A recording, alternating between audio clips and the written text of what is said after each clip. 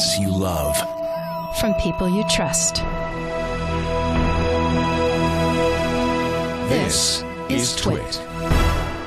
Bandwidth for frame rate is provided by CacheFly at CacheFly.com.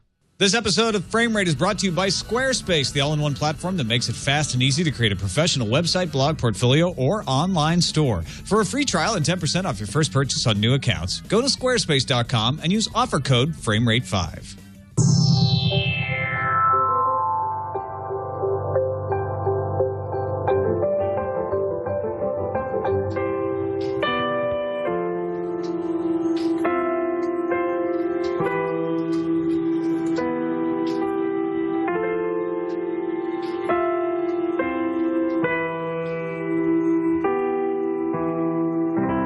Ground control to Major Tom.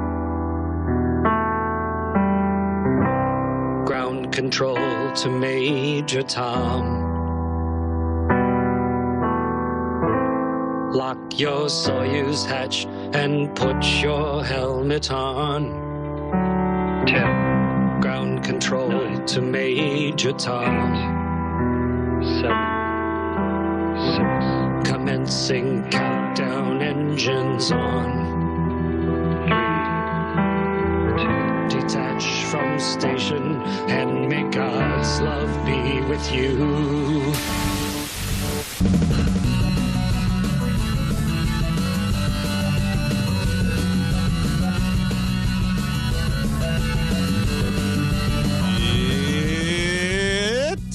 It's Frame Rate. Welcome to Frame Rate episode 124. I'm Tom Merritt.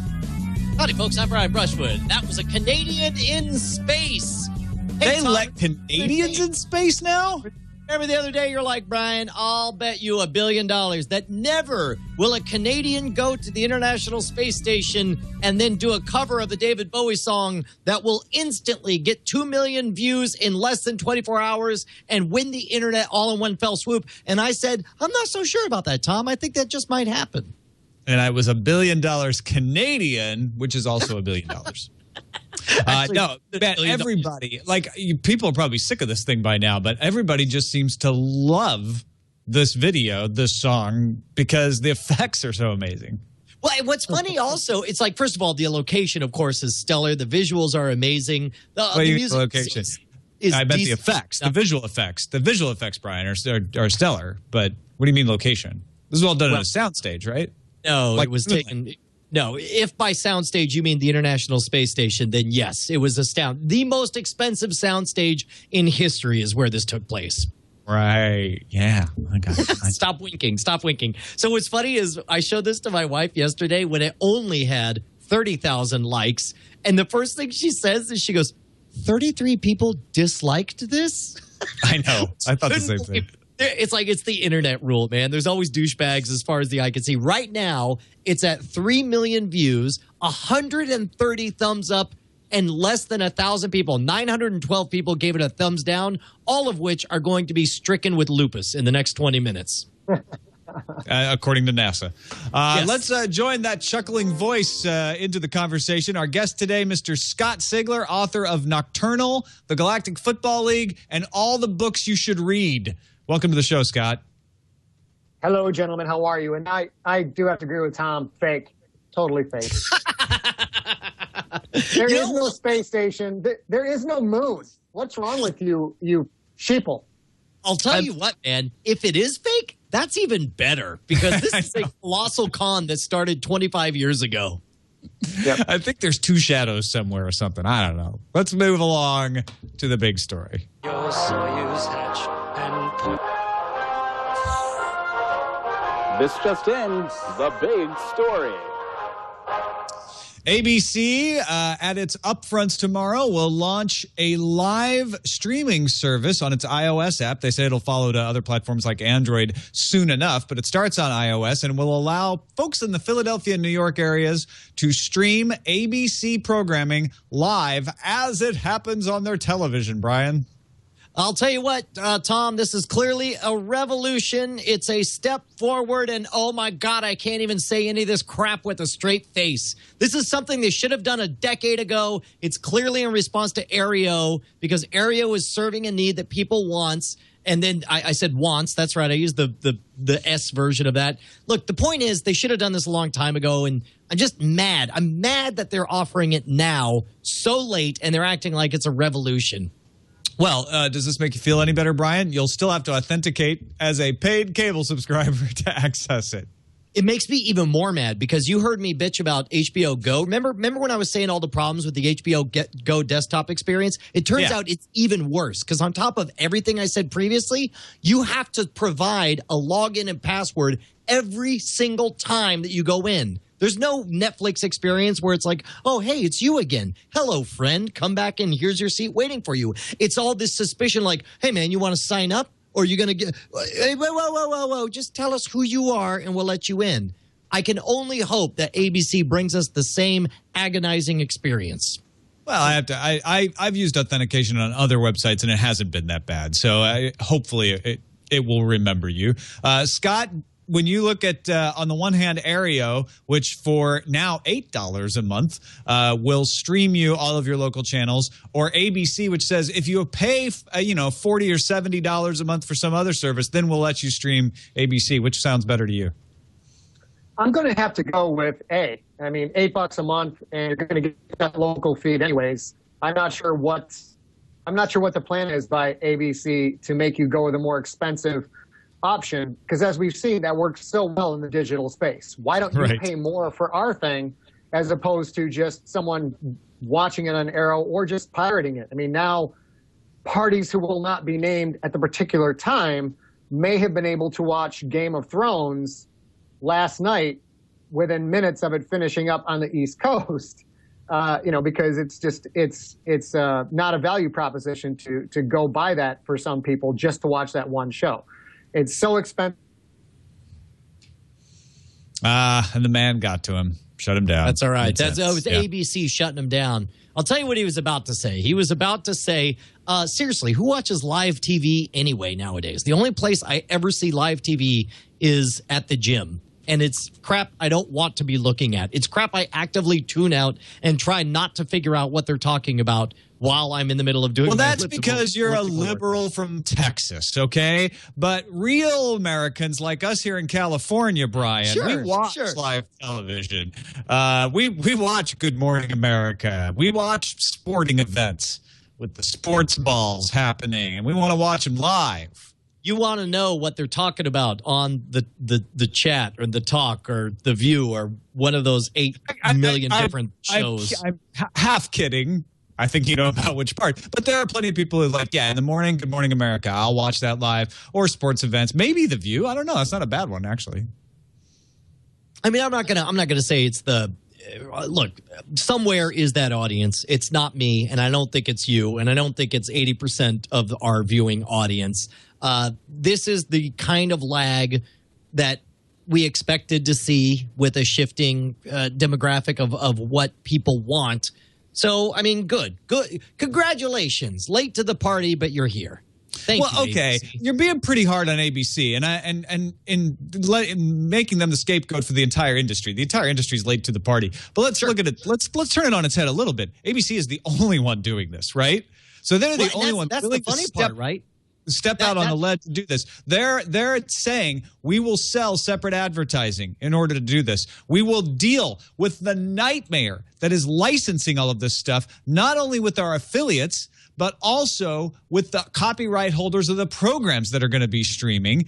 We'll deal with all those headaches to do this because we think it's important. And obviously, they look at it as leverage against Aereo. I bet you that if another Time Warner, Comcast, Verizon, Fios says, well, if Aereo's proven legal, maybe we'll do that. Maybe we'll stream live broadcasts without having to pay a carriage fee. ABC will say, great, we won't require authentication anymore. We're going to make this thing go live for anybody. You like them apples?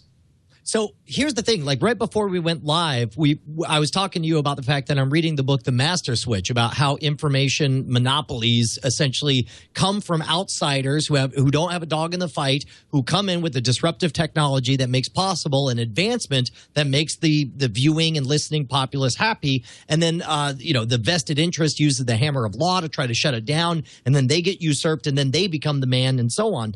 This is exactly what we saw with the carriage fees in the 1970s. We saw cable television basically went to people who couldn't access broadcast television because they were, for example, in Manhattan, they had buildings all around them. In the Pocono Mountains, you had mountains everywhere. And they say, we will put up a very tall antenna and make it available to all of you. And they weren't paying rebroadcast fees or carriage fees or whatever, and they were ruled to be constitutional. The broadcasters were bitching about it, and they were like, these guys are stealing and rebroadcasting and making a buck off of our content. And the court said, so what? It's the same as if they all lived in a giant apartment building and they made a communal antenna together. So it's amazing to me that even then, if you read this book, The Master Switch is amazing. It is the story that we are covering right now on Frame Rate, played out 7 times before in different technologies. Going back and to it's the played out telegraph, It's played out in music. It's played out in e-tailing. It's played out over and over and over again recently. I mean, as well as in the past. So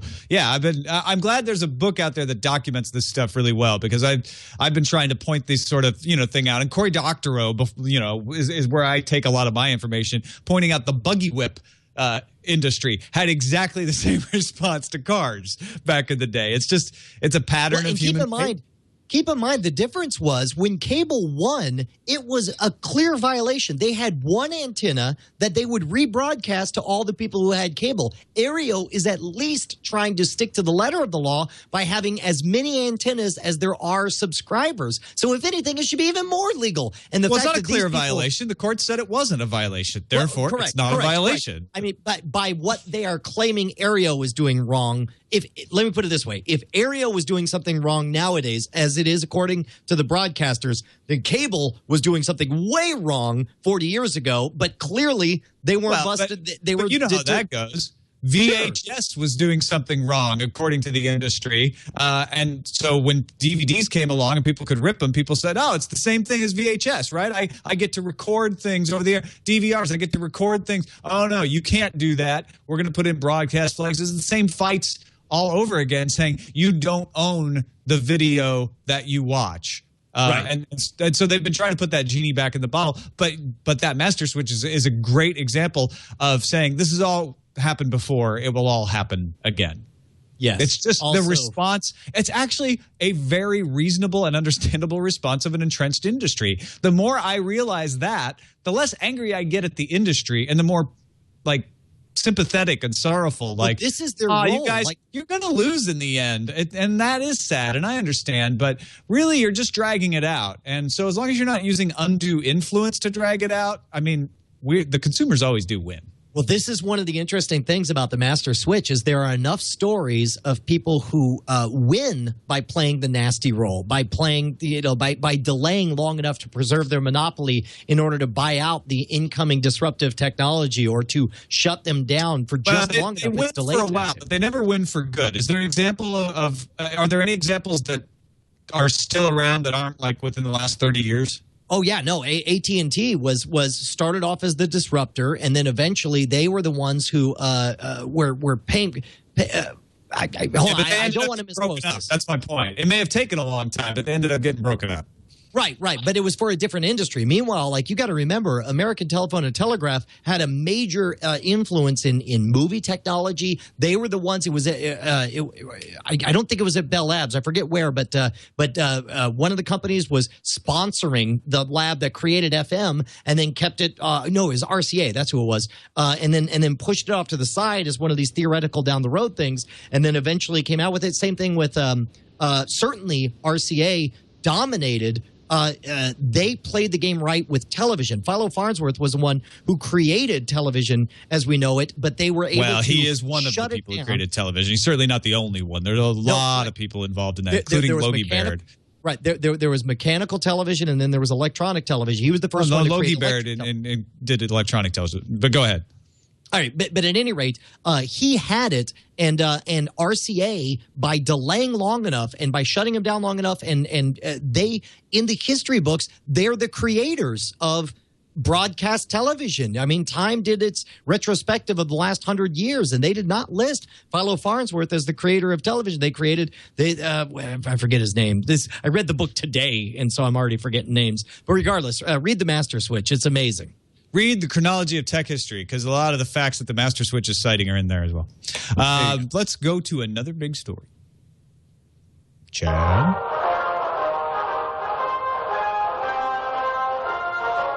Stop everything. It's another big story.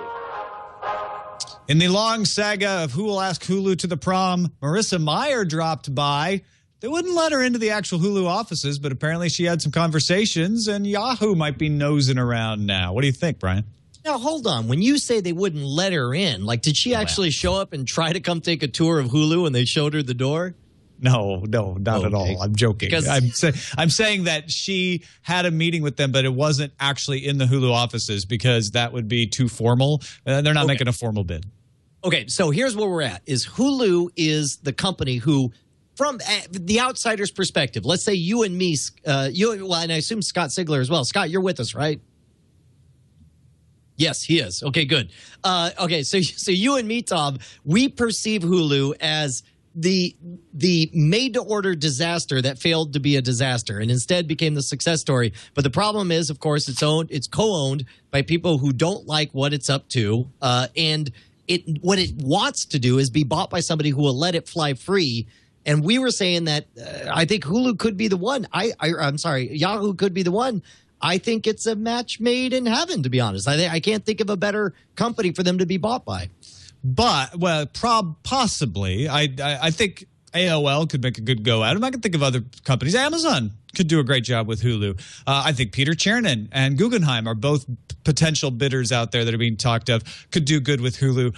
I think what's interesting is who's going to actually buy Hulu with the ability to make money off Hulu? Because we've seen this happen before. Talk about all happening before, all happening again, where Hulu gets a bunch of people interested in buying them and then says, yeah, and we'll give you crap for rights, and we're not going to guarantee any of those rights to the shows, and we get lots of flexibility on vetoing what shows get posted on Hulu. Because as soon as News Corp and Disney are out of there, no, they're not going to be nice about posting things on Hulu. They're going to be resistant. They're going to hold back from posting things on Hulu. And that's what everybody's waiting for. That's what Mr.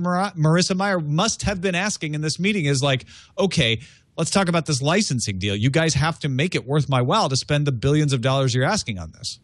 Right. Well, and keep in mind, part of the reason that I think that Yahoo is a good fit is because Yahoo is a video distribution company without an identity. Hulu, we understand exactly what it is. We understand Amazon Instant has already invested a major amount of money in order to create their own original pilots. And, of course, they're buying their own brand of content. Of course, Netflix has its own identity. But when I say Yahoo Video, nothing comes to your mind except for maybe those are the guys who got SNL, right? And if anything, SNL digital shorts have made their hay on Hulu is where most people go to watch most of those. So again, it seems like a natural fit to those. Now, AOL is a bit of a wild card in that in the consumer's mind, they don't have much of an identity. But I don't know. I feel like Yahoo and Hulu could be a good match. But you're right. Well, it all depends on their ability to get a reliable stream of content that people actually want to watch. Hulu may be really good for Yahoo. Scott, do you think that it matters where Hulu goes as a consumer? I think it will be transparent to anybody who's actually using Hulu on the client side. If I'm just going to Hulu to watch shows, which I don't personally do because I don't like Hulu all that much compared to other options that are out there, but no one really cares who is the power behind it. If they're able to get the shows that they want to watch and the interface is what they want to see, then people could care whether it's Amazon or whether it's Yahoo. It doesn't really matter. And I that's why I'm like, I don't think it matters to me who buys it, but it certainly should matter to Yahoo. And if you're interested in Yahoo's long-term success, I think Brian's absolutely right. This could be great for them. It all matters on, like, if they get the Hulu we know now or better. Well, educate me here. Why, if I use Amazon streaming service quite a lot, why would they buy Hulu? Just to get that the access to the regularly programmed content, or is there something else that Hulu does that Amazon can't do? Keep in mind that Amazon Instant has a relatively strong third place position, we'll say for sake of discussion. Hulu has a strong second place position. If Amazon were to buy Hulu, they would instantly become bigger than Netflix. And that's the big story that I think, or at least as far as their brand would be. They would have the distribution, they would have the content, and all of a sudden they would be taking Netflix very much head on. And I think that is an unlikely but a powerful play were Amazon to make it.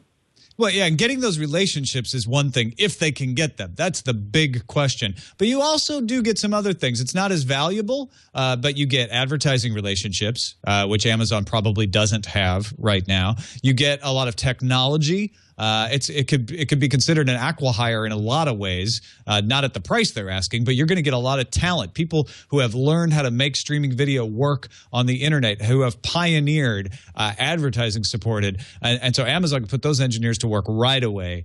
There's a lot of benefit to this. It certainly isn't traffic. Hulu just dropped out of ComScore's top 10 back in March, but the value is the content that it has and the expertise and technology that I has. I think that's the big thing. Whoever buys this is going to benefit from. It seems like it does seem like in some ways it'd be a great marriage for Amazon. Amazon having the fulfillment and inventory of all the back catalog, all the DVDs, other merchandise related to the various shows that are on Hulu.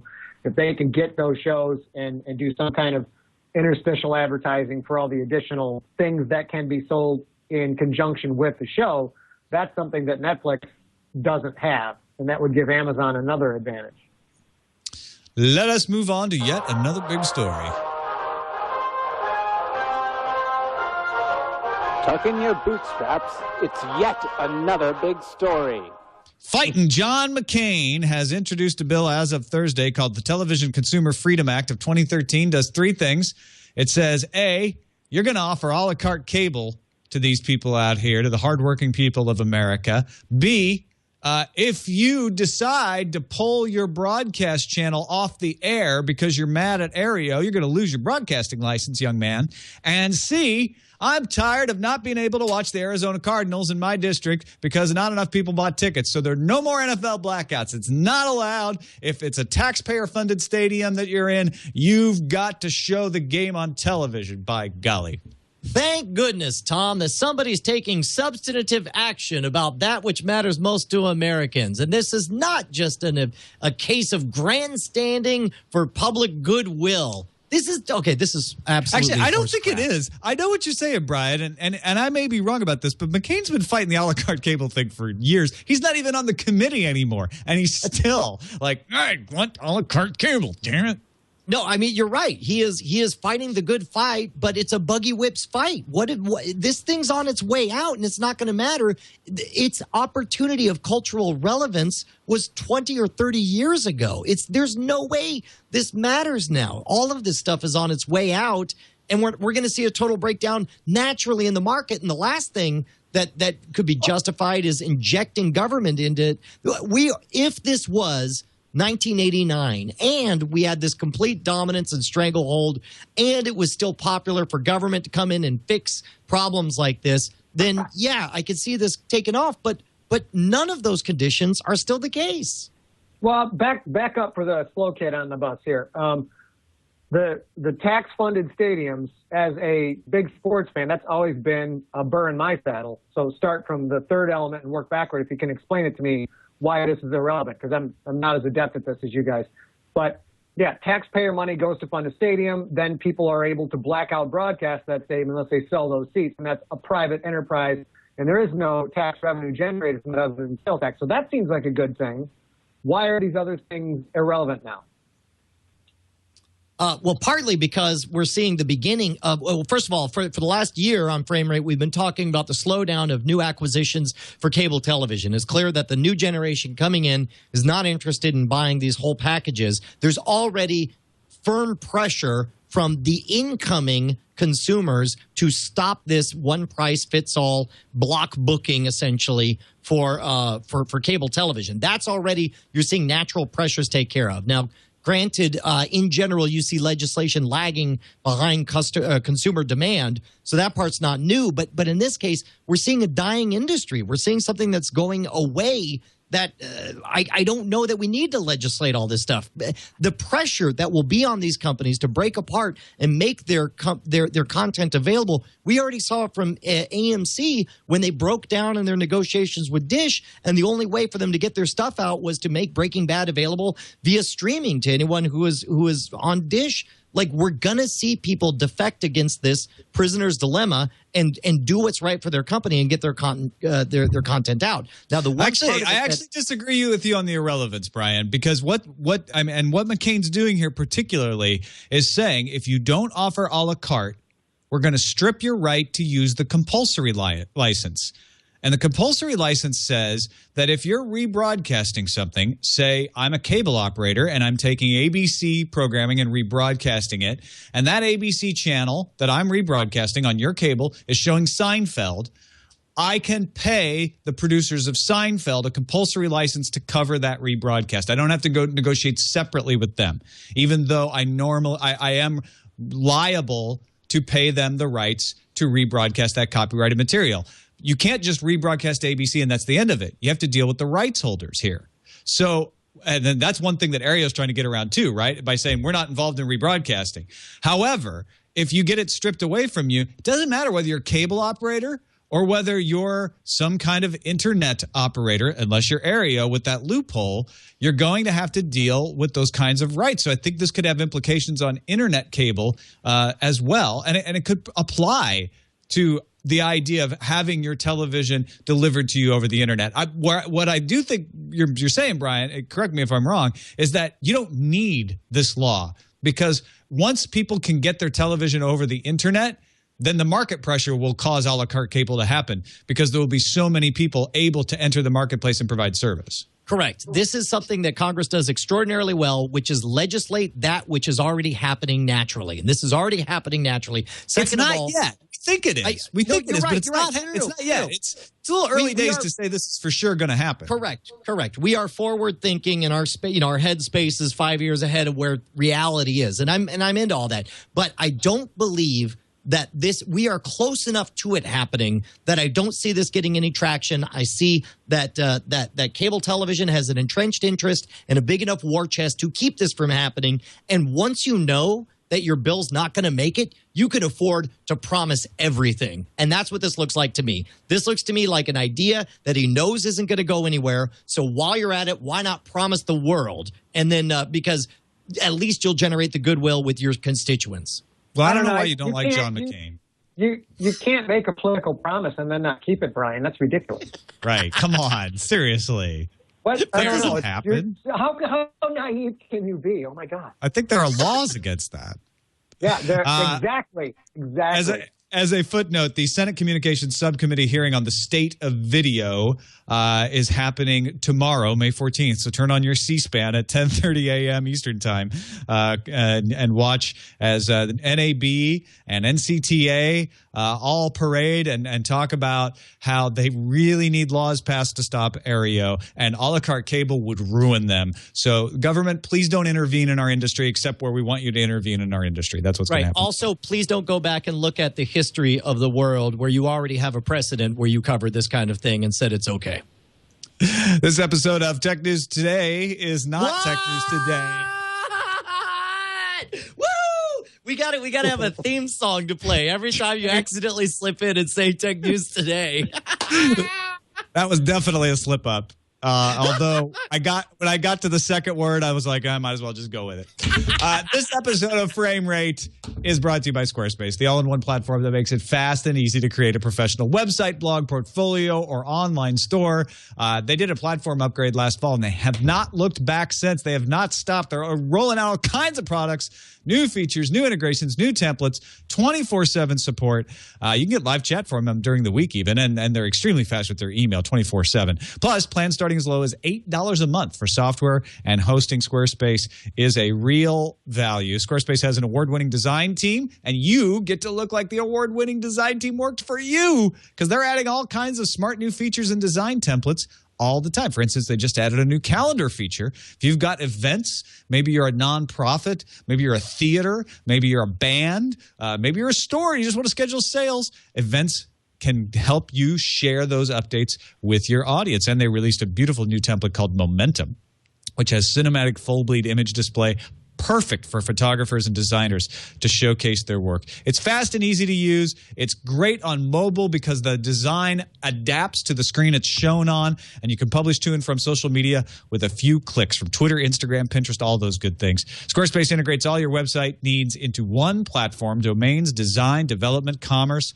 hosting, and 24/7 customer support. But all of those words that I just said, you can ignore. You really can if you want to, because you can just go do a free trial at squarespace.com and find out all this stuff for yourself. Sign up for a free account. You don't need to give them a credit card number or nothing. Try it out. Start building your website. If you decide to purchase it, use offer code FRAMERATE5 and get 10% off your first purchase on new accounts, whether it's monthly or annual. But don't forget, free domain registration for annual plan customer subscriptions. That's squarespace.com. Use the offer code FRAMERATE5. Everything you need to create an exceptional website. And we thank Squarespace for their support of the NSFW show. No, wait. Oh, I see what you did there. Hey, speaking of which, this is the only ad you need is panda-save.com, made by a 9-year-old. Boom. Look how professional that looks. That's made by my daughter in an afternoon. No help from me. She put a link to other people's websites. Look, which one's the WWF and which one is my daughter's 9-year-old panda-save. You can't tell, can you? You can't. That's amazing. That's how good it is. By the way, the chat room has invented the ad belt for me anytime I say you won the belt, man. The wrong show. Let's move into the slipstream.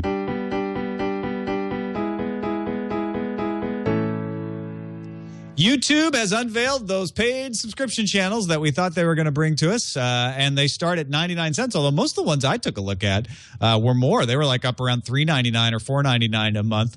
Sesame Street is one of the big ones they were touting, although it hasn't launched yet, so if you go looking for it at youtube.com/channels/paid_channels, you won't find it. You will find Jim Henson in there. You'll find the PGA. You'll find all kinds of interesting stuff, UFC, and in fact, Frame Rate listener Andrew said, you cannot talk about this story unless you mention digital theater because I work there. So yes, digital theater, it looks pretty cool actually. Did you take a moment and check out what digital theater is doing? This is a very niche idea that they came up with. Basically, what they do is they take popular plays in the, I assume, the UK theater scene, and then they do high-quality recordings of them with audiences there. And so it's like, if you look at it here, let me just take a quick look at it. This is one of those niche things that I never would have thought of. But take a look at this. Wait, here, we'll go and throw that on there. We film each production in front of a live theatre audience to capture the thrill of performance. My dear Lady Disdain, are you yet living? Didst thou note the daughter? So what's great is this is the kind of thing that I never would have thought of, but somewhere out there are people who love theater, and this is the kind of thing that they'll be happy to spend, somewhere between 99 cents and $5. You're going to pay $4.99 a month for that one, Brian. $4.99 a month. Right on, man. Well, I'll tell you, this is the kind of niche thing that we couldn't have even thought of in advance, but I think is right on the money. Isn't that not? What's the king going to do about that? That's a la carte action. Is he going to be behind this? You could pay for just each line from each actor that you want to hear. Why are you paying for the whole play? Come on. It really is an interesting number of partners. Now, they have a form where if you are a partner and you want to sign up for this, you can apply. But you can't just do this. You have to be a partner that has been approached by YouTube and added in. This is the beginning of it. They say it'll eventually move out to all their partners. Not everybody will have a chance at this. This is different than I thought it was going to be. I thought it was going to be more the YouTube stars providing like some insider stuff. This looks like, for instance, what Sesame Street's going to do. Sesame Street has a channel with clips, and they're going to say, hey, if you pay us a monthly fee, you'll get to watch whole episodes. Mm-hmm.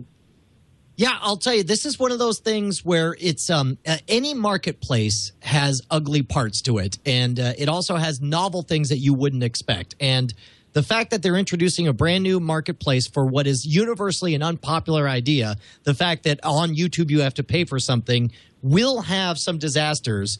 But along the way, you're going to have innovations. You're going to have products that nobody would have thought of before. And I think in balance, I think the consumer's going to win, even though right now it feels dirty to have to pay for something.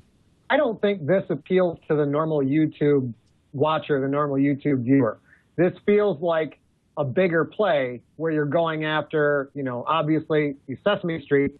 You're going after moms, you're going after dads, you're going after people who want to get more of that content on for their kids. Those might not be your typical YouTube viewers or the PGA, for example. You're now competing with the Golf Channel on TV. It's not people who are watching, Sexy Phil every day. It's people who are going to happily pay 99 cents to $5 a month to get exactly the kind of professional content they want. So it seems like it appeals to a different audience than YouTube is getting right now. It seems really smart. Which is fact, exactly the way it should be. When I look at things like big star movies, I wonder if the biggest problem here is the fact that you can only get this on desktop right now. It hasn't moved to any other platform. For instance, an Apple TV, if it's hooked up, wouldn't be able to take advantage of this. Yeah, that's the only problem that I detect is that I saw, as Chad was flipping through that, I saw some children's programming, and until, which I'm surprised that you can't automatically log into it, because I know that, on the Xbox or any of these other set-top devices, you're logged into YouTube, and I know that Google is a very pro-scalable company, so it surprises me that they wouldn't have this be scalable right out of the box. But again, this is their toe in the water, so maybe it shouldn't. And they did say that they will bring it to other platforms, that they just haven't done it yet. Aereo, as I mentioned, I alluded to this earlier, has streamlined its plans. One of the things I liked about Aereo when they launched is that you could buy a day worth of viewing. If you're just like, oh, there's a game on today that I want to watch and I don't have cable and I don't have good over the air, you could have paid for that. They've gotten rid of that. They've also gotten rid of their other plans. It's basically simplified now to $8 a month for the cloud-based antenna and 20 hours of DVR technology, or $12 a month for the same thing, but 60 hours of DVR storage. I don't know how to feel about this. Part of me is like, I don't know. I guess boo loss of day rates, but yeah, just boo. That's all I am. I'm just boo. Well, they're launching in Boston in 2 days, and I think I think they found out that when they try to sell it, it gets confusing for people. So simplify it, and you get more uptake. That's my guess. That's probably true. Dish's CEO said on an investor call that he would rather partner up with Sprint or merge with Sprint or buy Sprint than DirecTV, because he said if we bought DirecTV, sure, we'd be bigger, but we'd be more of the same. If we buy Sprint, then we can change the industry. We can do all kinds of crazy things. He's basically saying, video's dead. This is a dead-end business I'm in, and I need to get out of it. Oh, my God, Tom. Dish is the company gift that just keeps on giving. The fact that after everything Dish has done, they said, what we want is to be in a position where we could do more crazy, is my favorite thing on planet Earth. Dish may be my favorite player in this whole crazy game that we're watching right now, because they seriously do not give an F, period. Full stop. They're just like, whatever, cut out commercials, that's fine. Whatever, freaking, shut down with AMC, that's fine. Whatever, we don't care. We're Dish. We're the Royal Crown of Cola. But do they have a very good point with this? They don't want to be the next Kodak, where they're just, we deliver this thing right here, and then somebody else is going to deliver it faster and cheaper, as in free, and we're sitting here holding a product that nobody wants. Should they use their power and their market capital right now to change into something else? So again, they don't wind up like Kodak. Scott, with your sense talking, that's not the way the cable industry works. The cable industry tells you that we're not seeing any decline in uptake. And in fact, if we are seeing any decline, it's merely a temporary economic setback. But instead, you got the CEO, Joe Clayton. This is a quote. This is his words. In my opinion, because the video business has matured and ultimately will go into a decline phase, we should acquire Sprint. He's right. He's right, man. This is the kind of straight talk that you get from a guy who seriously doesn't give a rat's ass. And this is what's awesome about being in last place, is that you can afford to talk this way. Yeah. No, it's pretty crazy. And do they have the kind of money where they could do something like that, buy a Sprint, or is he just talking smack? No, they've put a bid out. Yeah, they're trying to buy Sprint, but SoftBank, the Japanese behemoth, has pretty much locked up Sprint. So the Sprint board is trying to figure out how to politely decline Dish without getting sued for not paying attention to competing bids. But Dish is making their life hard. ESPN has approached at least one major carrier, according to the Wall Street Journal, about the idea of excluding ESPN video from your data cap. Now, this trends into net neutrality area, but don't forget that wireless internet was given an exemption to some of the net neutrality guidelines of the FCC, so it's not immediately a violation of net neutrality on the face of it. But I think it's really interesting that ESPN, which is one of those networks that's fighting to say, no, cable, you have to keep paying us big money, and you can't do a la carte cable because we want you to keep paying us big money even for people who don't watch sports, is willing to go pay the carriers to deliver their video to exempt you from your data cap. Yeah, I don't know which of my spidey senses is more tickled by this. The whole, like, good, if you're into sports, then at least have somebody who's in the sports biz cover your bill so that it doesn't reflect on me. Or the whole, like, I don't know how I feel about this because, as you know, I'm not ever going to use this service or derive any benefit from it. Yeah, forget about the fact that it's sports. It's the content doesn't matter. Let's say some kind of content that you seriously care about, maybe it's HBO, comes and says, hey, Verizon, we'd like you to exempt any video from us that you carry from the data cap. I'll tell you what, this is that poison pill that makes me uncomfortable about net neutrality because I like the benefit that I would get out of it. There's a reason that people say yes to this, but now you're putting a crack in it. You're saying that it's okay for major content providers in order to secure its ability to get its content to you over other content and receive prioritized traffic. I'm not comfortable with it, and I don't like it. Yeah, but it's as long as the series of tubes that's sending the content from one place to another gets paid, do they care how they get paid? If ESPN wants to come in and foot the bill for that bandwidth, does that really matter? Because, I mean, at the end of the day, ESPN's going to have to be profitable. It doesn't matter right now. When it matters is when these people 10 years from now look at their content pipeline and realize that 90% of all their traffic is subsidized, and then they ask, why are we bothering to provide this last 10%? What's the benefit of it? And then that's the moment that the switch gets flipped, and all of a sudden you're back to the days of CBS, NBC, and ABC, and those are days that none of us want. And so this is how okay. it all John begins. McCain will pass the law. Yeah. It'll be fine. I just think I think the net neutrality thing is a rat's nest, and I'm not sure I disagree with you or agree with you, frankly. But the more interesting and simpler part to wrap my head around is the idea of ESPN paying to be carried. I guess it's just an early mover advantage, right? Saying like, well, we won't always do it that way. Well, and keep in they mind, might not always do it, but they want to grab mind share, and they've got a constant source of content that's always fresh. They've got all the different leagues. Their production cost for an hour of content is significant, but not as significant as an HBO or an ABC. There's not as much prep. People just keep making all these games. The more content they get out there that's unfettered by speed and looks really good, the more people they're going to get hooked on sports. So it's almost like it does seem like it's first hits free. We're going to help you get hooked on the Red Wings. And so you might have a luxurious Red Wings playoff beard at some point in your life, like I have.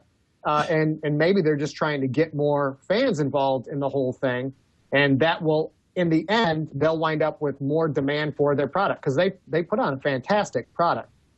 Keep in mind also that ESPN was the first company to ask for cable companies to pay them for the right to cover them or to carry their channel on their networks. So this seems like a weird inverse that they would be the first to offer to pay in order to show up on smartphones. Sorry, you said Red Wings. Let's move on to the tube tops. I also mentioned my luxurious Red Wings playoff.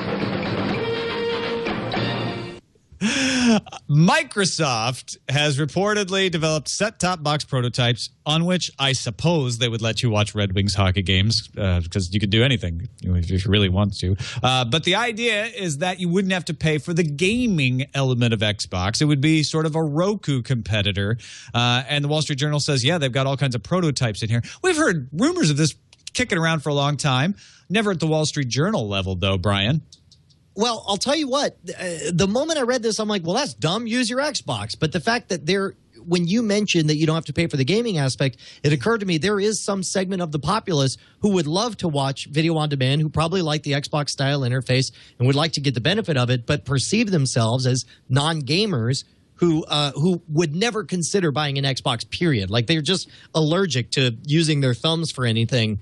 And so for that, I can see this maybe working. It seems like an odd play. It seems like Microsoft should just up and understand what a wonder they have in the Xbox and the fact that it's already in homes across America. See, I totally disagree with you there. I think it would be the smartest thing Microsoft could do if they did it right, to say like, hey, there's the Xbox 360 for gamers, but we have this we're going to be bringing back Heroes. We have all these original programs. We all have this great video. And if you've been resisting buying an Xbox because you're not a gamer, hey, guess what? You can save some money and get this model, whatever it's called, that does all of the great things you've been hearing about, and it's cheaper. Or if you already have an Xbox 360 in one room and you don't want to pay for another one, hey, put this in the extra room. All right, now that second reason actually, I was going to say that second reason actually resonates with me, but that first one, like, dude, my parents bought a PS3. They will never play a PS3 video game. Right. They bought it to be a Blu-ray player and to watch Netflix, and they use it for those things.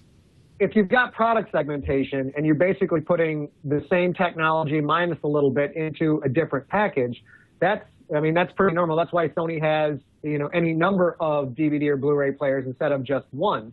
It is going to give them a fresh marketing angle on a segment that may be resistant to the fact, well, I'm not going to pay for that because it's got all that game stuff in there and I'll never use the game stuff. But they're just repackaging what they've already got into a different form, and they get to go after a whole different market segment. So they get, good, better, best product offerings, get more people to buy their stuff, and they don't really care because all they care about is controlling we want to control the content that is sent through our system to your TV. The people who control that are the real kings of this at the end of the day. All right, let's move on into the film film.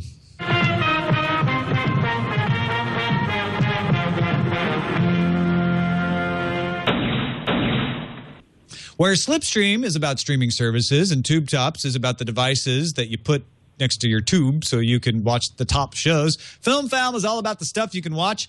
The upfronts. Remember we talked about the new fronts from the web companies last week? The upfronts are happening this week from the traditional broadcast companies. IO9 has put together some of the shows that will be coming from the various networks that are sci-fi related. And one of the best ones looks like Believe. It's a J.J. Abrams production. In fact, half the shows in this list are J.J. Abrams productions in one way or another. And Alfonso Cuarón is going to be writing, producing, and directing. You know him from Harry Potter and the Prisoner of Azkaban and Children of Men.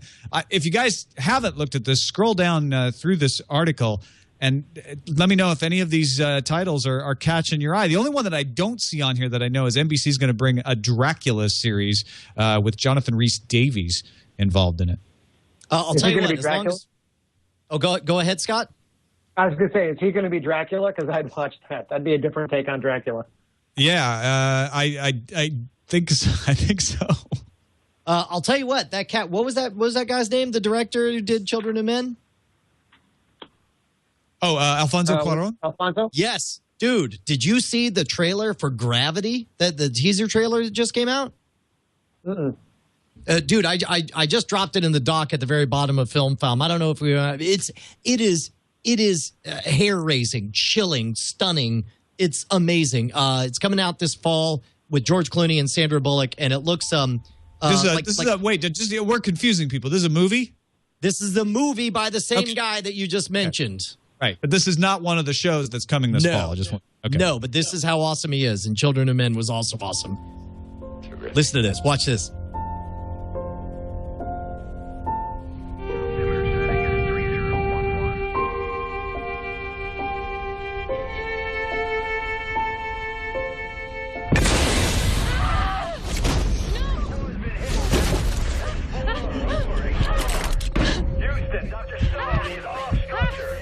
All right, that's enough. You get the premise.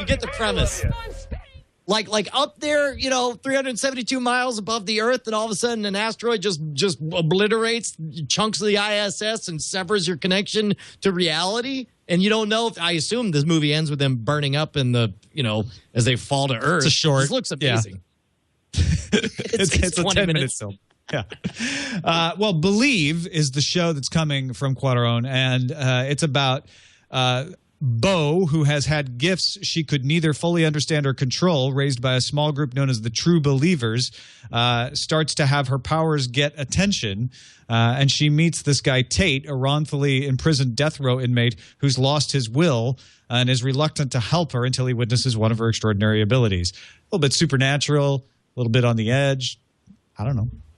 I'll tell you what, man, I'm still floating on nothing but goodwill from Children of Men. Maybe one of my top 5 movies of all time. Certainly one of my top 5 science fiction movies of all time. So anything that director touches, I'm going to watch.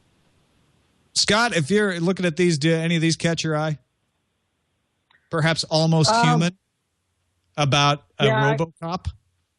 I'm far more excited about the general breadth of sci-fi and genre content that is being offered. As a sci-fi author myself, and as someone who's actually got an adaptation of one of my books, Nocturnal, which is being pitched to some networks right now, to see that genre shows are still getting solid ratings and they're getting diehard audiences, and that even though sometimes sci-fi seems to get the short trips quickly, or people saying this, is this good TV? Is this serious TV? It's the stuff that people are watching, and this avalanche of content shows that the networks understand where their bread is buttered, and there's a lot of people trying to get a piece of this pie. So as far as getting to see more of the stuff that people who are watching this show probably want to see, it's pretty exciting to see that the networks have more to choose from. I'm intrigued by Sleepy Hollow, which is actually a time travel story, because they bring Ichabod Crane 250 years into the future to fight the Headless Horseman in modern times. It's from Alex Kurtzman and Roberto Orci. You might remember those guys from Fringe. So there really isn't that much coming, according to this, but the upfronts aren't over yet, so maybe we'll hear some more sneak stuff like directed. Also, Defiance got renewed as well. So keep an eye out for that. Well, that's good. We got a trailer for Ender's Game, which, by the way, if you really don't want to be spoiled on the book Ender's Game, don't watch the trailer. But all right, now, hold on. Now, okay, see, what's weird is, I don't know, I think you stepped in a puddle there, Tom, because by saying there's spoilers in it, now it will be a spoiler if they watch it, whereas before... Well, now, Brian, by saying there's a spoiler, there will be a spoiler, you have confirmed to anyone who had any remaining doubt whether there was a spoiler. That's a good point. Actually, for further discussion, make sure to watch last week's episode of NSFW, where we went deeply into spoiler territory. But Harrison Ford does all but hold up his finger. It's a very classic Harrison Ford performance in this. I'm excited for this movie. I don't know about you guys. I'm actually less excited. I'm sad to report. I mean, it's the visuals are stunning. Everything, all the elements are there, but like as soon as I heard a kid talk, it sort of took the wind out of everything. I don't know. How come? Why did the kid talking take the wind out of your sails? What was the issue? Part of it is the flat way that they said this is what the movie's about, and they sort of tipped what in the book was a third act revelation right at the beginning, and the fact that the bulk of what we remember from the book is represented in less than 15 seconds of the trailer. There's a lot of things that just sort of set off warning bells for me. And I'm not saying that I hate it. I'm not saying it's going to be a bad movie. I'm not saying it's a bad trailer. I'm saying there's enough that was off from what I had expected that it has me on cautionary high alert. How about that? Do you guys like the IT crowd, or the IT crowd, as it can also be referred to?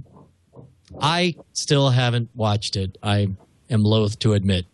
Okay. Well, for those in the audience who are excited, there's a 40-minute special episode being created with the original cast, Moss, Roy, Jen, and Douglas all returning. Graham Lineham is doing it, and we don't know when it's going to come out, but they're shooting it. So we'll get one last look and a proper finale to the IT crowd. Now, I know that you're excited about Arrested Development, and we finally got a trailer for that coming out May 26th. Yeah, man. I guess this dropped like this morning. And what's weird is watching it the first time, I loved it. And the second time, I was weirdly like hesitant. And I don't know. I mean, granted, comedy is always a little bit weird the second time you watch it. But there was enough that it plays heavily on nostalgia. It reminds you of who everyone is, and in many ways, it feels like it's trying to sell this series to somebody who hasn't maybe seen it before. And some of the beats hit, some of them do not. That's part of their strategy. I saw it's on Netflix, right? The person who's in charge of Netflix was saying why they brought that back, wouldn't bring back other shows such as Firefly, because the Arrested Development audience has grown after the show was canceled, whereas Firefly had kind of diminished. You're nostalgic for that show, but Arrested Development had generated a larger cult following as it's gone on. So they already know that anybody who watched this show is going to be there with bells on to watch what's coming out next. They've already got that. They don't need to put any energy into recapturing that audience. What they need to do is try to be intriguing to the few people out there who haven't seen it and maybe put something out. So all the things you're mentioning would seem to point towards that. They want to get new viewers with this stuff because they've already got the old viewers. They don't have to sell them. Agreed. And I didn't watch it a second time. I guess it came out last night because I saw it. I did see it last night. And when I saw it, I thought, oh, this is great. It looks like Arrested Development. It's like we're going to get the whole gang back together. It's going to pick up where we left off. I'm excited about that. Maybe if I watched it a second time, I'd have that same reaction, Brian, where it's like, oh, it's just going to be this is more of the same thing.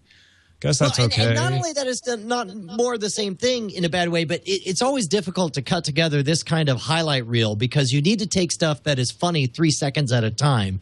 And then when you're placed in that kind of pressure with no setup, just all punchlines, you find yourself doing stuff like, well, here's 2 seconds of an ostrich in an apartment. That's kind of funny. And you throw it in there. And it is funny. But it's like maybe that's what has me a little bit off about it. But regardless, still 100% going to watch all of them. Very excited for Netflix. Yeah. Very excited for the return of Arrested Development. But you're kind of hard to imagine how difficult it is to cut a trailer for that stuff when 95% of the humor in that show is all callback and reference. Right, correct. It's not really that. It's not that funny of a show. The first 3 episodes, you're like, oh, I'll keep watching more. It's only as the snowball begins to roll downhill and they start to do all that callback stuff that it gets really funny. To try and sell this to somebody who's never experienced a show before, it's mostly deadpan humor. It's in-crowd humor. You have to know a lot about the show to get everything that's in there. So it's got to be difficult for them to cut that. And to be honest, maybe that's a good sign because they didn't, outside of playing the final countdown, they didn't rely heavily on trying to make callbacks to the original series, which I'm sure there will be a bunch of those in there. But it's all new content that they were doing. So maybe that is a good sign. Well, the car with stairs, too. Got a little callback. Right. Well, and of course, Job was doing magic. And, there's things that are thematically similar or whatever, but they don't make specific callbacks to stuff that was set up in the second season or the third season. It seems like they're trying to make it an approachable single unit all on its own. Props to them for trying to make a trailer unlike the folks who do Mad Men, who just string together unrelated quips. Well, you're really excited about S.H.I.E.L.D., right? The return of Coulson? Well, okay, regardless how you feel about the whole like he's dead, he's alive thing, whatever. S.H.I.E.L.D.'s coming to television, that's rad. To me, what was newsworthy about this is the emergence of Vine as a teaser distribution channel. Look at this thing. This is an entire teaser ad in 7 seconds. Here, go. Can you give us volume on this, Chad?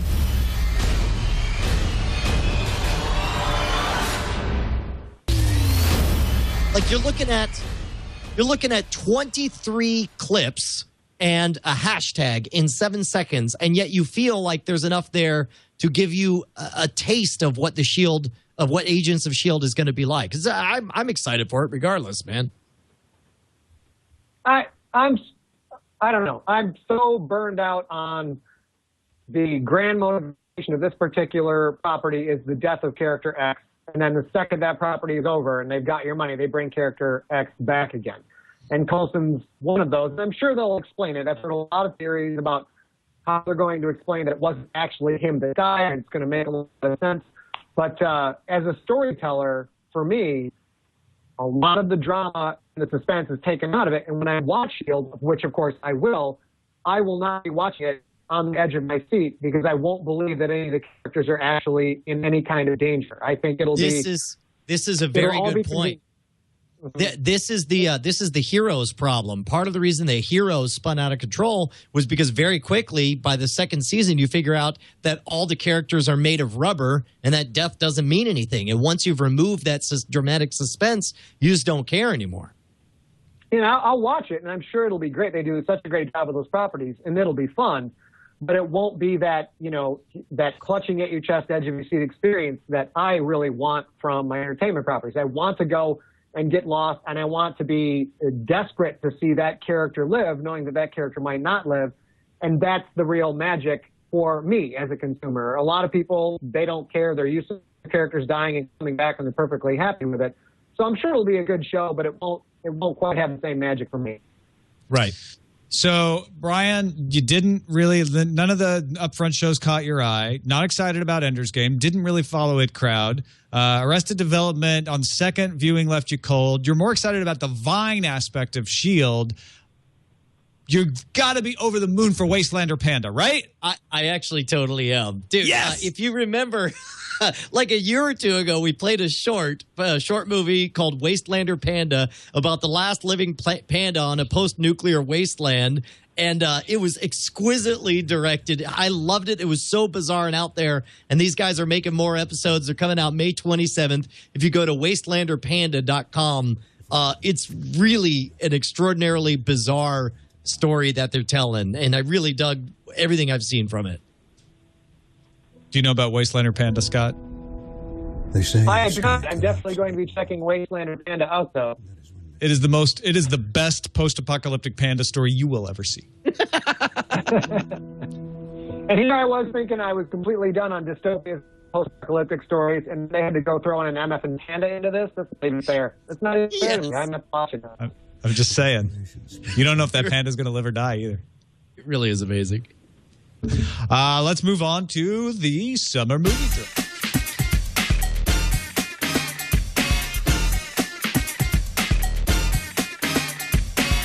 The Great Gatsby was the movie out last week, and we head into Star Trek Into Darkness coming out this week. Brian Brushwood, that's the essentials. That's the things people need to know. What's your spin?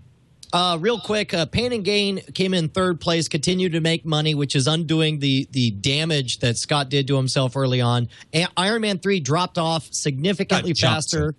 Iron Man 3 dropped off significantly faster than the Avengers did, which is bad news for me. Right now it's at 280. I need it to get well over 400 in order for me to have a chance. That's all I care about. Star Trek Into Darkness, I think, is going to do way better than I predicted earlier. The more I think about it, the more I think it will bust out of the sci-fi bubble, and I'm worried about it.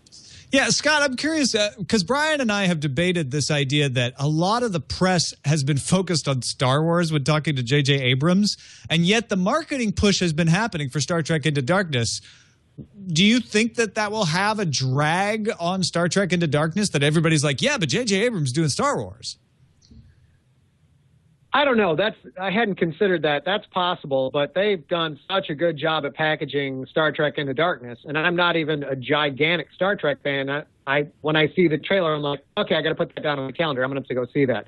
So it could have a little bit of a drag on it, but the whole myth that you're either going to be a Star Trek fan or a Star Wars fan is crazy. Of course, Star Wars is going to blow the doors off of everything because it always has. But no, I think Star Trek's still going to perform extremely well, despite the fact that J.J. Abrams has all the fingers and all the pies on all the planets in all of the multiverses. We should point out real quick that on the movie draft, 300 got moved from late summer to 2014. So Cargill is going to be awarded 2 Guns, which comes out the same weekend instead. So I believe that'll happen for everybody in the Chat Realm League. And that's the name of the movie that he's getting. We're not actually sending him to. No, we're giving him. Oh, no, we're just giving him firearms. Okay. Yes. No. That's the rule, is when your movie goes away, you get firearms. So that you can use against the eventual winner. Okay. Good to know. Let's talk about what we're watching.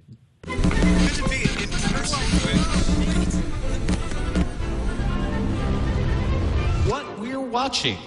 From S.H.I.E.L.D. to The S.H.I.E.L.D., you're rewatching it?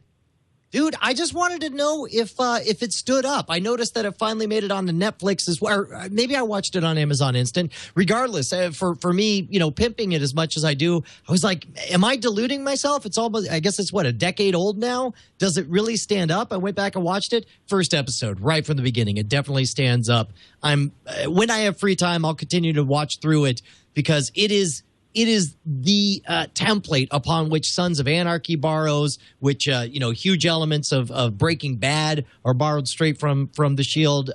Yes, and I'm really enjoying it. What have you been watching lately, Scott Sigler? You got time to watch the videos?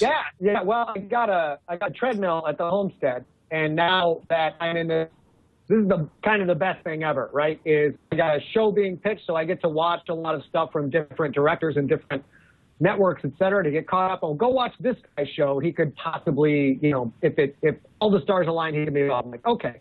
So I get to watch an hour's worth of TV every day while I'm on the treadmill. So I'm double dutying.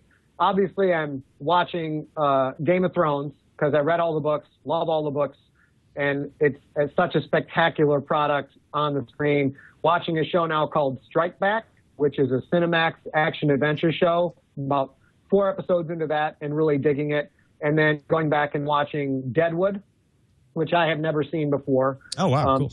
Yeah, those are the ones that I'm watching right now, loving all of them and really kind of rolling in this golden age of TV that we're in right now with so much good stuff out there. Just finished the latest Dexter season, and I'm a Dexter fanboy, so I don't care what anybody says. I enjoy all the seasons.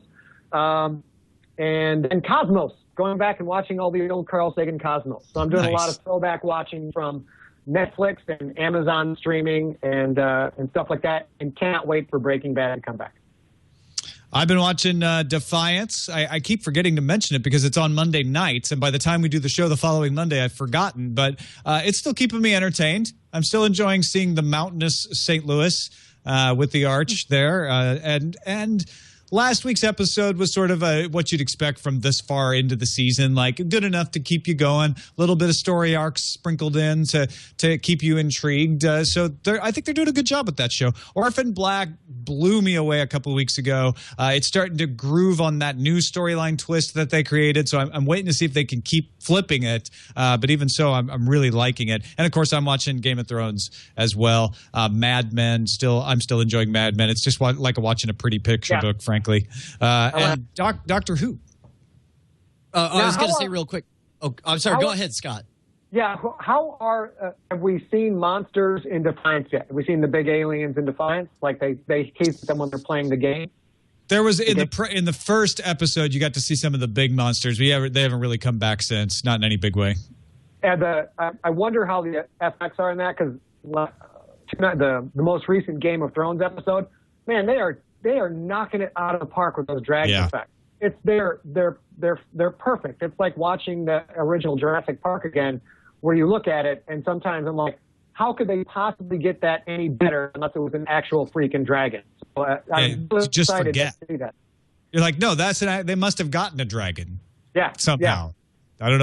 I don't know what pet service in Hollywood provides dragons, but I have not read up on who the FX guys are for Game of Thrones, but it's that they clearly are spending big bucks on those little segments with the dragons, and it totally sells me, because you're kind of expecting to be taken out of the story a little bit, a la like a sci-fi original movie. Still do a pretty good job with the creature effects depending on the movie, but man, those Game of Thrones effects are they're a home run. So real quick, I do want to point out that Upstream Color is still in movie theaters nationwide, but they are making the entire movie available for instant download, and you could decide your quality from standard definition all the way up through 1080p, 3.5 gigabytes you could download. When you buy it, you instantly stream it down. So I ended up doing both. I downloaded it, but I watched it streaming, and of course they also have it on a number of other platforms as well. Wow. Man, I loved Primer. And Upstream Color was very different from Primer, and it was sticky in a way that I've not experienced in the movies in a long time. It's really sat with me, and there are things I would like to say about it, but since you haven't seen it, Tom, we'll have to save it for another spoiler zone. I'd really like you to watch it, though. I think it's $20 for you to buy it right now. Yeah. So okay, I'll do a Kickstarter. The same guy who did Primer did this? Yes. Shane Carruth. Yeah, that's probably worth it. I liked Primer. Let's move on to some feedback. Now it's time for feedback with Brian and Tom on Frame Rate. Oh, yeah.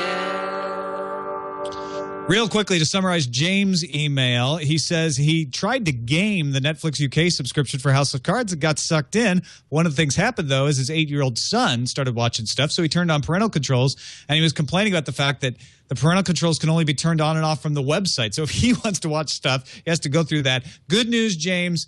They said in their earnings call that soon, and they didn't give us a date, they're going to provide family profiles on Netflix, so that it'll be easy for you to switch between the account that has the parental controls on it for your kids and an account for you to be able to watch whatever you want. And specifically, man, can I relate to the whole like logging in? Like because you watch Dora the Explorer, we think you'll like Herky Jerk, the fancy dancer. It's like, no, I don't.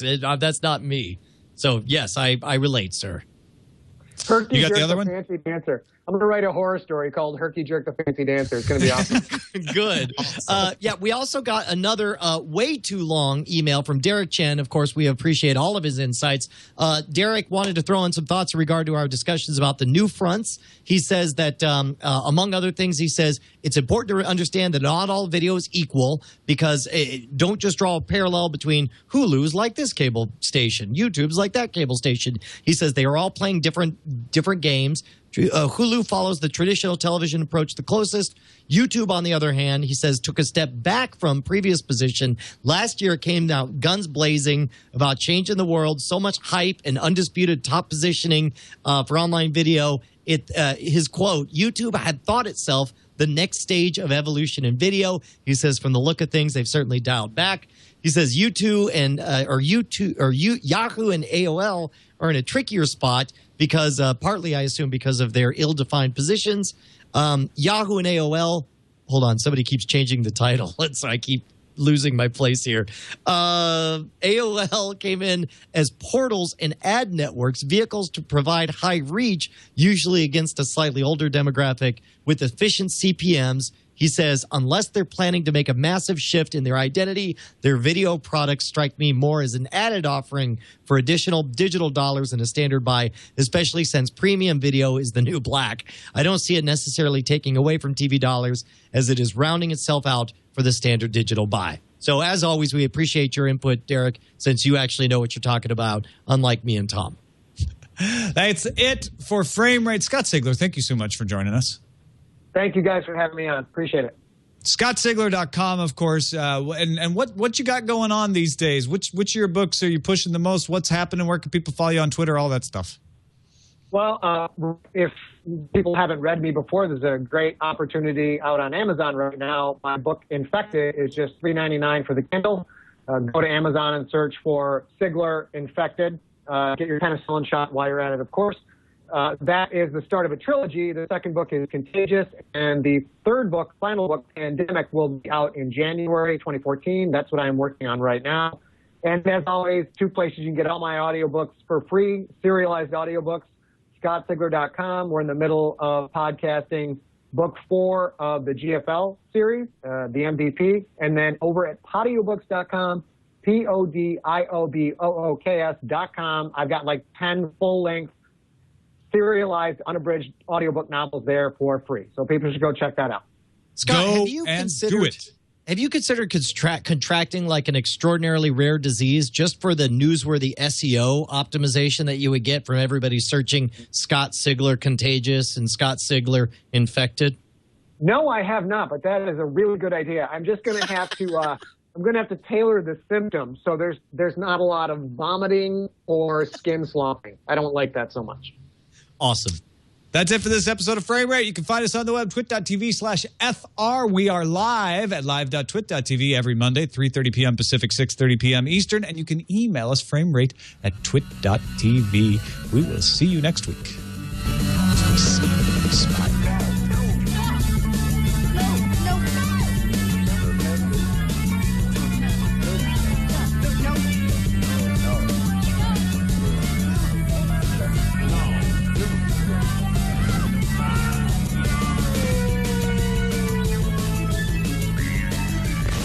Are we doing spoiler zone? Yeah, let's go and do it. Okay, here we go. Silent breed is people!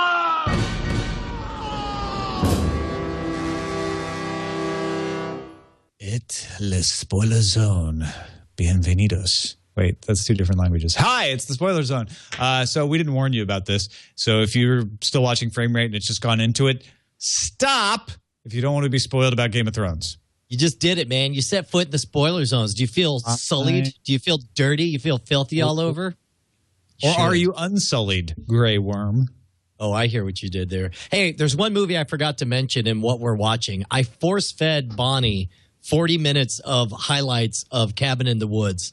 Like, I saw that it was on Netflix, and I was like, did you ever see that? She's like, no, I hate horror. I was like, okay, now let me just show you the best parts of this. And then I skipped through everything. She's like, yeah, but I hate all this. I'm like, I know. Okay, but here's where they are with this. And now they're back over here. Here's the twist with this part. She's like, yeah, but I don't like this kind of movie. I'm like, I hear you. But then you get to this twist right here. And then by the time it was over, she was like, I'm going to make you watch Love Actually. Like, not the whole movie. I'll just forward to all the parts where they kiss, and I'll point out how awesome it is that they're kissing. So there's your Game of Thrones spoilers, everybody. Thanks for watching. Oh, wait, sorry. That's actually funny. Love Actually is a movie I enjoyed seeing, and I liked Cabin in the Woods both. But I get what she's saying. Like, to some people, making you watch Cabin in the Woods is like making you watch their favorite genre movie of some type. Well, and I thought it was cutting out all the horror-y parts, right? Because, like, she knows the tropes of horror. And I'm like, yes, fill in the blanks for this part. Here's the next element that's outside of it that makes it kind of postmodern. But she didn't buy any of it. Cool. So, Game of Thrones? Yeah, cool story, bro. Let's talk Game of Thrones. What do you think? I suck. Game of Thrones. This was a better episode than last week. Not that any of them are bad this season. But because we got Daenerys, right? We got some Stormborn. We got some dragons. But in some ways, it was the same type of episode, like a lot of connective tissue. And I know what they're doing. They're trying to build the tension to, big events happening towards the end of the season. We only got a couple episodes left here. But is it just me, or are you getting impatient? I'm way impatient. This is the first Game of Thrones episode I ever checked my watch during, and I felt like I didn't even think about it at the time. I'm like, how much do we got? And then I was like, what have I done? I felt dirty. Cut off this wrist. I was like, what? And this one was written Jamie Lannister me right now. This one was written by George R.R. Martin, is what it said at the beginning. It said written for television by George R.R. Martin, which I assume means he wrote this episode, right? I don't know. I will double check that for you using my secret resources. Chat room will do it. Only I have. I believe it was. I do know that I thought the Jamie Lannister bit was boring for me, but Eileen loved it. Eileen was like, wait a minute, are we supposed to be starting to like Jamie? Because I'm starting to like Jamie. Is that a bad thing? Am I wrong to start to like Jamie now?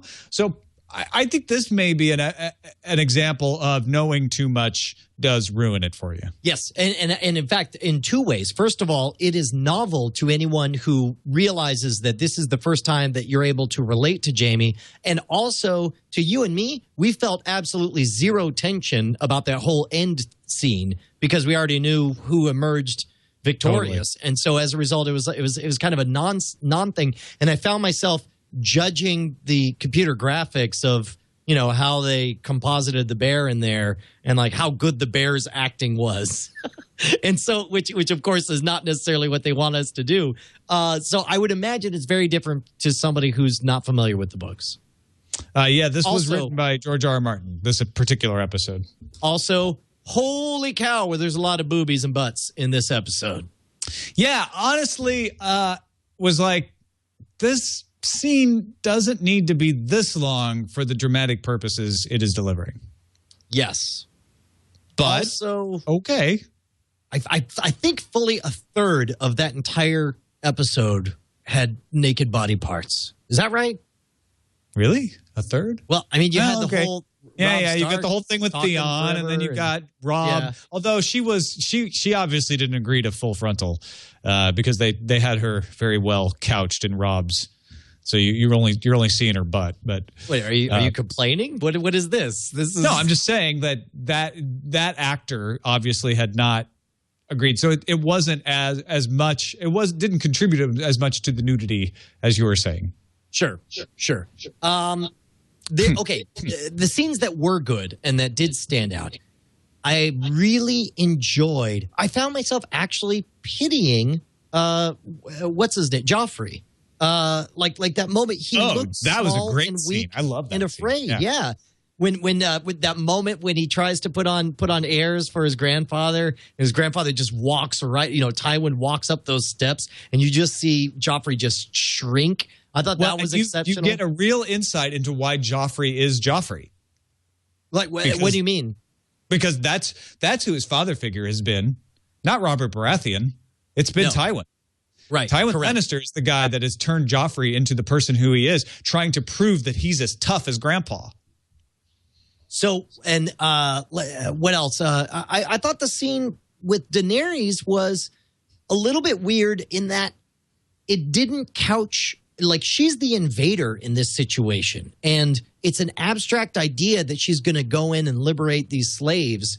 And it was a little bit harder to relate to her in this context, which I believe is where we were in the books with her, because at some point, like, she kind of falters and needs to figure out, how to rally her troops and how to learn to lead a city, although I believe it was after they invaded this one, if they did. Yeah, 100% disagree with you there. I thought her scene was fantastic. I thought it showed her as strong, as willing to go against the advice of her advisors because she has a belief and she's strong in it. And I didn't get that we have seen her weakness at all at this point. I believe that what we were seeing from her was her commitment to the ideal of ending slavery. And we have yet to see the effects of that idealism at this point. So what the other scene is, what's the name? Was it, is it OSHA, the one leading Bran to Castle Black? Occupational Safety and Health Administration, who's helping Bran across the northern Bran, plains. But making sure Bran wears a hard hat. Actually, it's funny. I always say Tonks when I see her because she played Tonks in Harry Potter. Oh, that's hilarious. Hey, it's Nymphadora. Well, and seeing her remind us that, by the way, there are zombies north of the wall, weirdly put into stark contrast that I'm like, oh, yeah, there's zombies in this story. Wasn't that like a billion episodes that we saw zombies or something? Wait, it was like 2 episodes ago, wasn't it? Well, I mean, it was. Maybe it was more than since the beginning of the season. It was at the beginning of the season, right? Which is like. Are you complaining that this is like there's not enough zombies in that? Because there's not that many zombies. No. Okay, first of all, the book was the same way. The book was the exact same way. The book was good about showing you something outrageous and then spending a lot of time with that being like long enough for it to kind of fade into memory as a rumor or something half remembered or whatever. So the television show is very much following the book in that regard. But it was kind of amazing that I was just like, for as kind of what I thought at the time was the in-your-faceness of the supernatural elements at the end of last season and the beginning of this season, they've really let that fade away into the background to where you can almost forget that that's an important part of the story. Yeah, it brought it back to me when Sam, is it Sam? Is that right? Yes. Who was Sam showing off Charlie. the obsidian knife. But yeah, I think that's good. I think they could beat that over the head too much. And they're not north of the wall. Like, they would just be bringing it up for no reason because they're across the wall now. The wildlings have. The wildlings that we're following have. You also said stark contrast, by the way. Just thought. Oh, I see what you did there. Nicely done, sir. Yeah. I liked the way that they, because I believe the way they handled it in the television show was different from the book. Sorry for saying that. But of Arya leaving and then ending up in the, captured by the Hound, right? That was a little bit different because I believe in the book she was just out and he was just out and they ran into each other and she got caught.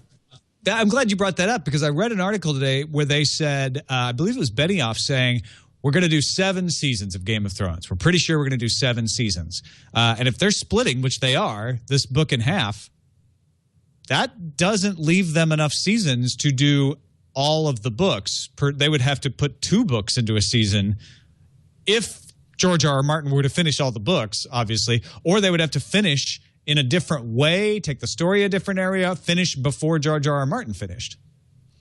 Yeah, that'll be interesting. But I wonder also, keep in mind, we're only seeing the first half. Storm of Swords and Feast of Crows both happen concurrently, and we've already seen a little bit of elements of the two bleeding over. I could see them maybe taking that farther next season. We haven't seen what they do next season. It could be that this second season of Storm of Swords is sort of a hybrid, sort of blending Feast for Crows in there, maybe. I just know that there's not enough seasons for all the books that there are supposed to be, so something's got to give somewhere. Yes. Well, there are many seasons coming, including winter, as I'm told repeatedly.